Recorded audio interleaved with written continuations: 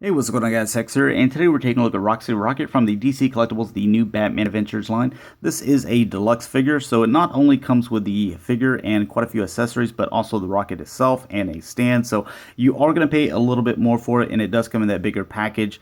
But taking a look at some of the things that it does come with, obviously because it comes with the figure, then it's going to come with the stand. They all do. So you can see a couple of different pictures there of Roxy, and then the emblem here for the new Batman Adventures.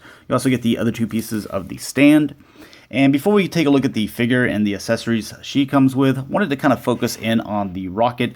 It does have a nice stand that I think balances it pretty well. Now, if you push it too far to the front, then it's going to tip over, and if you pull it back too far here, it's just going to set on the ground and start sliding down. So this is kind of where you want to display it, and even with the figure on it, it still balances quite well on that stand.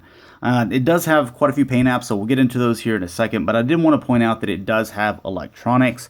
I do not have the batteries put in here already, but it's going to be some of those smaller watch type batteries, so you just use a Phillips head screwdriver, take that section off, and you can see you would have electronics here at the tail end, and I believe these two things here on the side and this side, they light up as well, but for sure the end here. And the way that you turn that on is just by moving the thruster left and right would turn it off and on.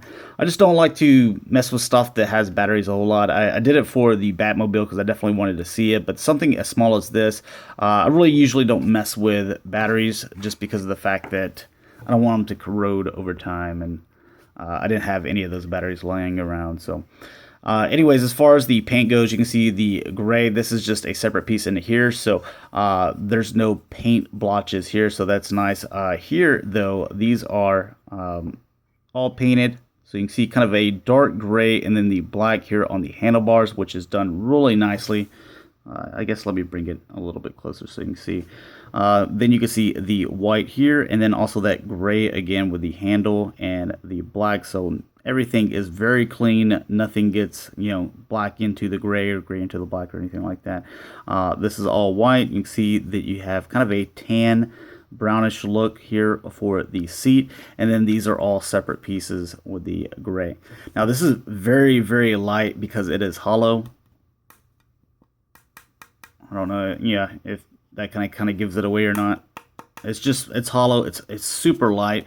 Actually, it's lighter than the figure itself. So I just wanted to kind of point that out. But as far as kind of a cool little miniature vehicle to get for this line, I think it's really cool, and I don't think you really pay that much more for it. So going ahead and putting this to the side, we'll take a look at the figure. I've got a few complaints with it. It's mainly just the joints not being up to par where I think they should be. And it's mainly in this knee. You can kind of see that going back and forth there. So as far as the sculpt of the figure, let's go ahead and cover that first. It looks really good. I like her little bomber jacket here. Looks really good. The fleshy tone, also with the cuffs here with the fleshy tone, looks really nice. You can see some nice paint details here, even at her belt where you got the little brown button there. This is just kind of loose, kind of hangs off to the side, kind of like Han Solo, which is really nice.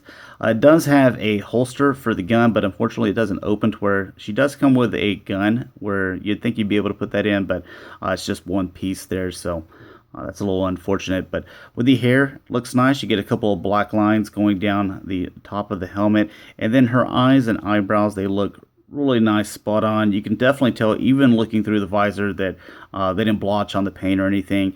The teeth, it just has a thin line going through there, kind of tilted to the side, so looks really good with the black lipstick and everything. So one negative that always kind of bothers me with these female figures that have the hair back here is, whenever I start to turn or, make her look up or anything like that, am I going to put pressure on the hair and is it going to rip off? So that's something that I'm always just very careful with, and I recommend you be careful as well with whenever you mess with that.